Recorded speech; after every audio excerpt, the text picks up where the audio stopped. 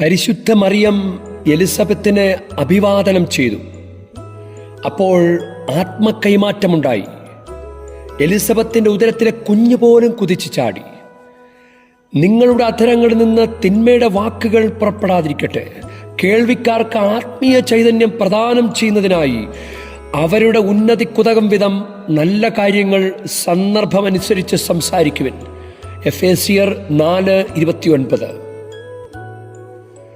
നമുക്ക് പ്രാർത്ഥിക്കാം.